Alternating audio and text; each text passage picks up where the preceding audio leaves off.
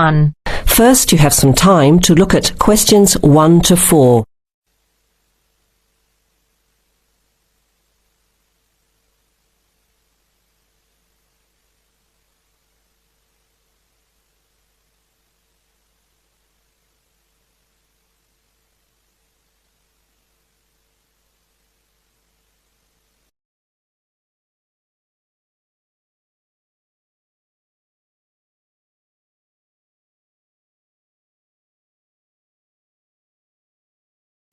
Now let's begin. Answer the questions as you listen. You will hear the recording once only. Listen carefully to the conversation and answer questions 1 to 4. OK, who's next, please? I think I am. How can I help you? I just came in on flight 372 from Singapore at 11:30 and my luggage hasn't arrived. I've been waiting at the baggage claim for about half an hour now and everything seems to have come off the plane. The conveyor belt has stopped and all the passengers have gone. So I came here to find out what has happened to my bag. Can I see your ticket, please? Here it is. So you came from Hong Kong today and changed planes in Singapore, right? Yes, the connection in Singapore was a tight one. The plane got in late and I had to rush to get to the next flight. That's the problem right there. There wasn't enough time to get your bags onto the connecting flight.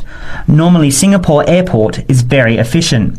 Now, I need you to fill in these forms. Your name? Jenny Lee. Address? I guess you want my address here. I'm staying with relatives. Just a minute, I'll have to look it up. It looks like 583. No, it's 533 East 67th Street in Riverside. Do you have the phone number there? Yes, I do. It's 9301 4269. So you came in on Qantas Flight 392. Do you know the number of the flight out of Hong Kong? Let me see. I think it was Cathay Pacific 900 or something. Oh yes, it says here, CX912. Before you hear the rest of the conversation, you have some time to look at questions 5 to 10.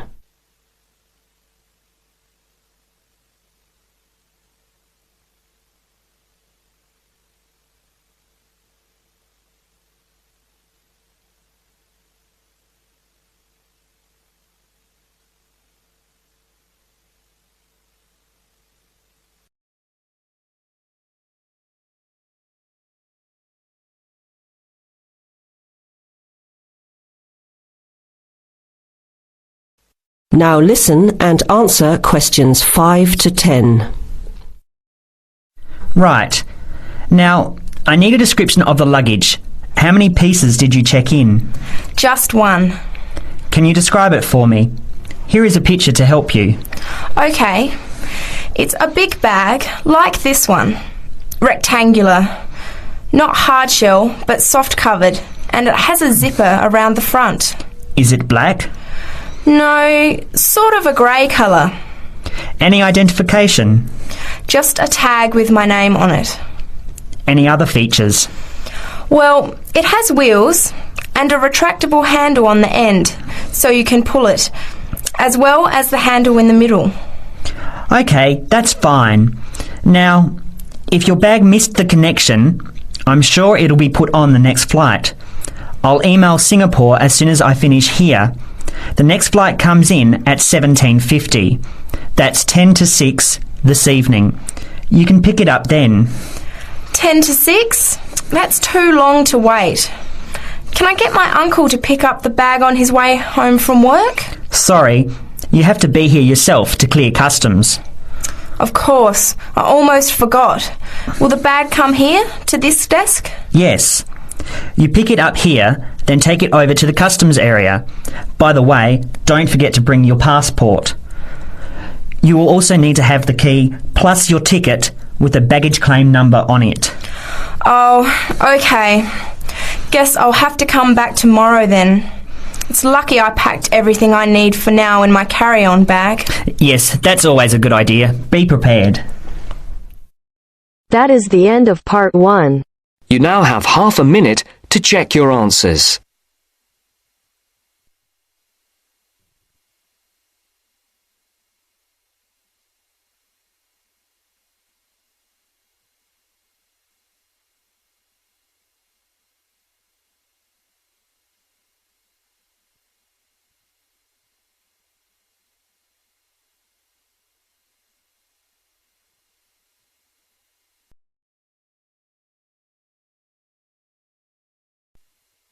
Now turns to part 2. Part 2. Listen to the conversation between the woman and the man and answer the questions.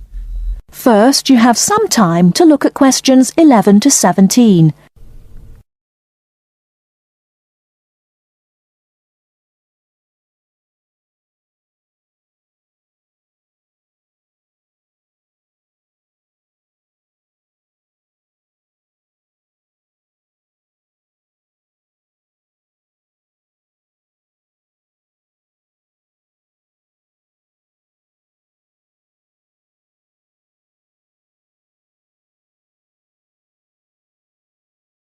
Now, listen carefully and answer questions 11 to 17.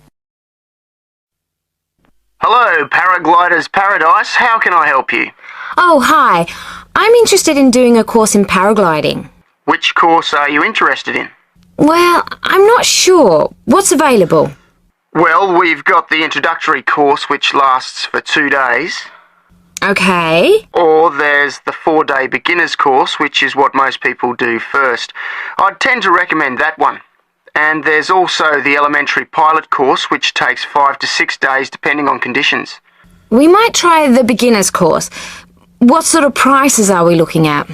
The introductory is $190. The beginner's course, which is probably what you'd be looking at, is $320. No, sorry, $330. It's just gone up. And the pilot course is $430. Right. And you also have to become a member of our club so that you're insured. That'll cost you $12 a day. Everyone has to take out insurance, you see. Does that cover me if I break a leg?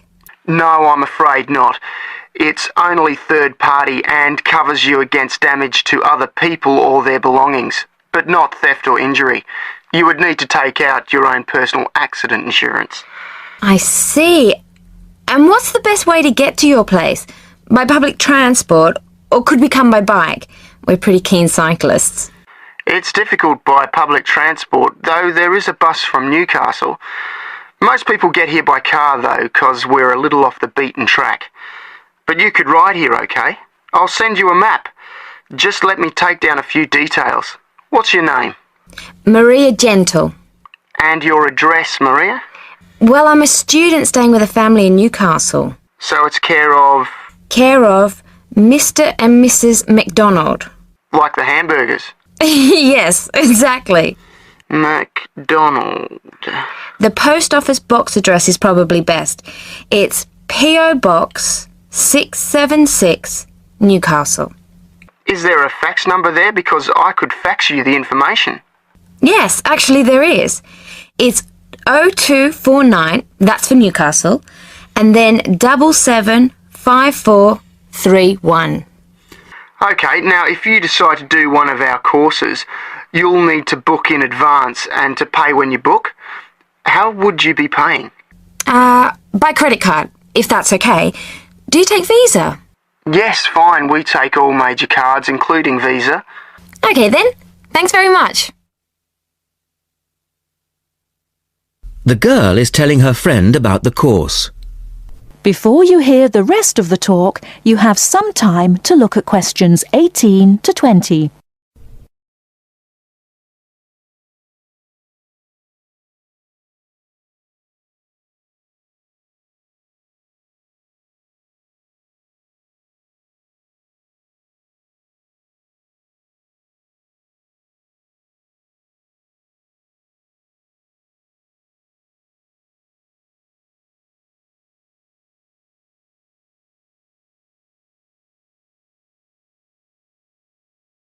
Now listen and answer questions 18 to 20.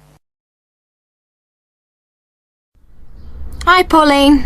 Hi, Maria. What's that you're reading? Just some information from a paragliding school. It looks really good fun. Do you fancy a go at paragliding? Sure. Do you have to buy lots of equipment and stuff? Not really. The school provides the equipment, but we'd have to take a few things along. Such as? Well, it says here, clothes, wear stout boots, so no sneakers or sandals, I suppose, and clothes suitable for an active day in the hills. Preferably a long-sleeve t-shirt. That's probably in case you land in the stinging nettles. It also says we should bring a packed lunch. We do not recommend soft drinks or flasks of coffee. Water is really the best thing to drink. We need to bring suntan lotion and something to protect your head from the sun. Okay, that sounds reasonable. And where would we stay? Well, look, they seem to operate a campsite too, because it says here that it's only $10 a day to pitch a tent. That'd be fine, wouldn't it? And that way we'd save quite a bit, because even a cheap hotel would cost money. Or perhaps we could stay in a bed and breakfast nearby. It gives a couple of names here we could ring. I think I might prefer that. Hotels and youth hostels would all be miles away from the farm, and I don't fancy a caravan. No, I agree. But let's take a tent and pray for good weather. Okay, let's do it. What about next weekend? No, I can't. I'm going on a geography field trip. And then it's the weekend before the exams, and I really do need to study. Okay then, let's make it the one after the exams. Fine. We'll need a break by then. Can you ring and let me know if you can find out some... That is the end of part 2. You now have half a minute to check your answers.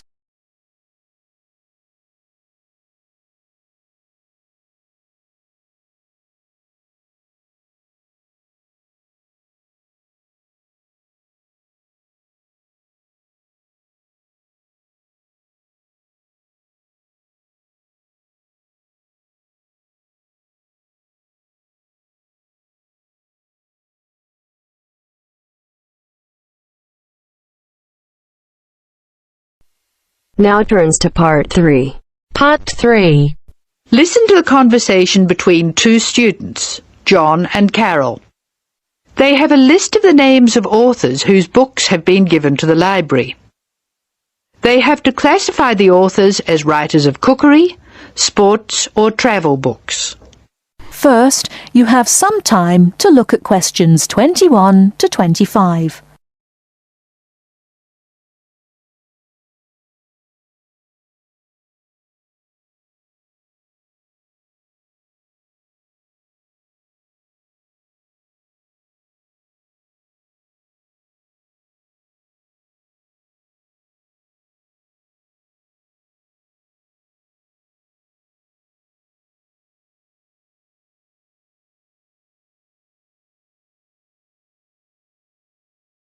Now listen carefully and answer questions 21 to 25.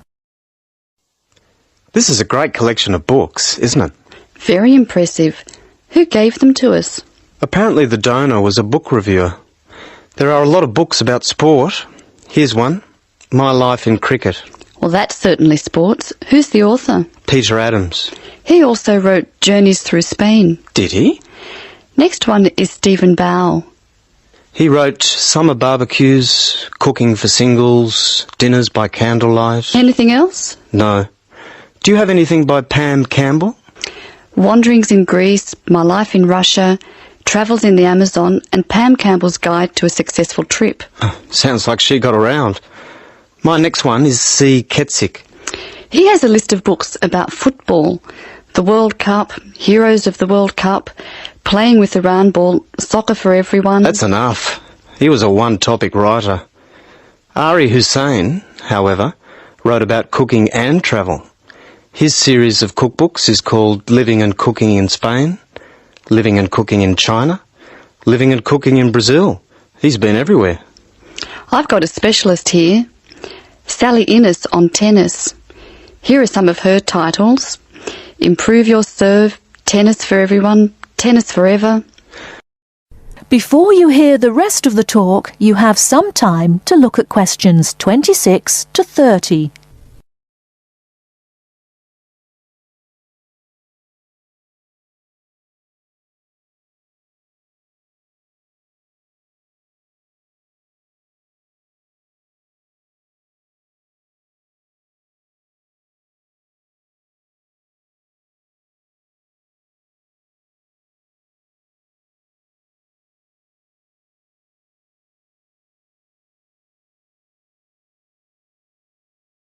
Now listen and answer questions 26 to 30. Sally Innes on tennis. Here are some of her titles. Improve Your Serve, Tennis for Everyone, Tennis Forever. Meg Jorgensen has 3 books, one in each category. Cooking for Health, Sport is Good for You, and Travelling in Australia. A varied talent. Who's next? Bruno Murray. He wrote children's books. A whole series called A Child's Guide to, and then The Name of the City. Oh, you mean like A Child's Guide to London? Yes, that's right. He seems to have stayed in Europe. Ruby Lee, however, has just one book. It's called The Emerald Isle, and it's all about Ireland. Apparently she went around Ireland on foot. Jim Wells wouldn't like that. His books are all about motor racing. Nice photos of old racing cars. Don't you love the goggles on the driver? They do look strange, don't they? I think we're nearly finished. What did Helen Young write? Summer menus. Food for thought. She also did a book of Chinese recipes. Cantonese, I think. OK, that's dealt with the first box. Let's stop for a minute. That is the end of part 3. You now have half a minute to check your answers.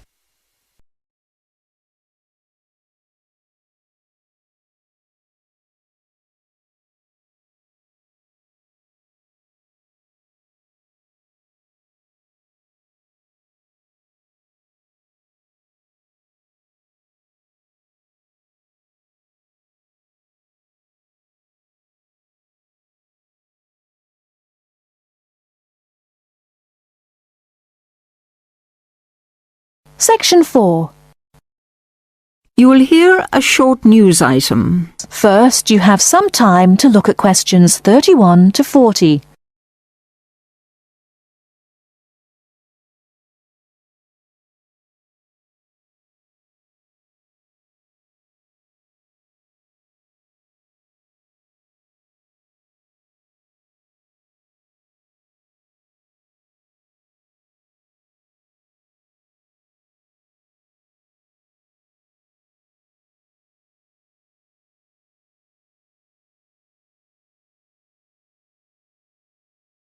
Now listen carefully and answer questions 31 to 40.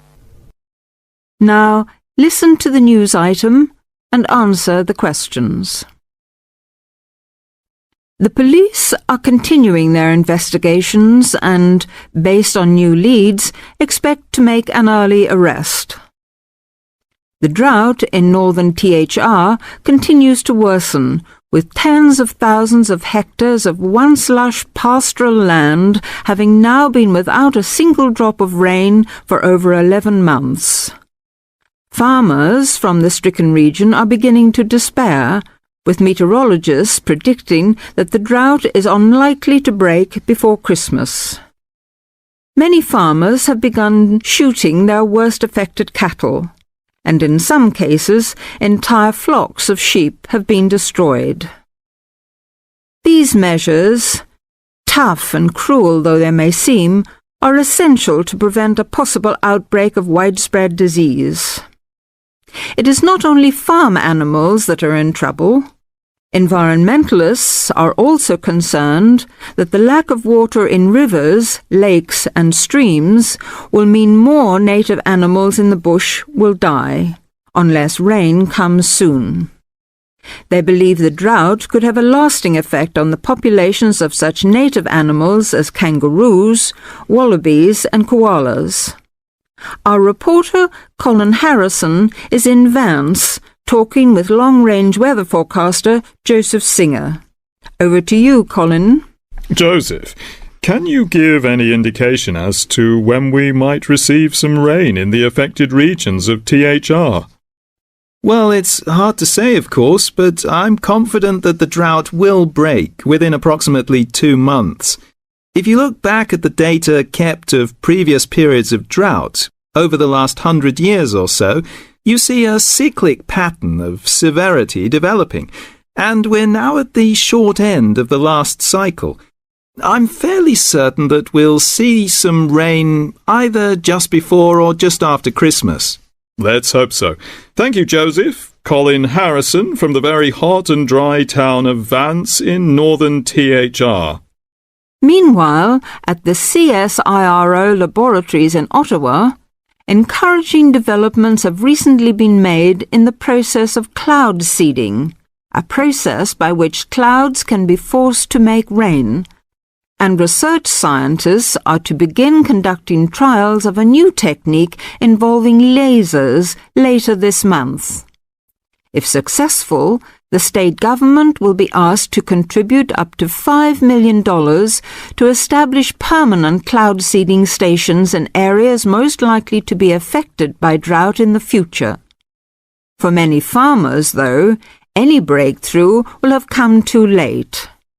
Every week, more farming families are being forced to sell their homes, unable to survive financially, with little or no income to support them.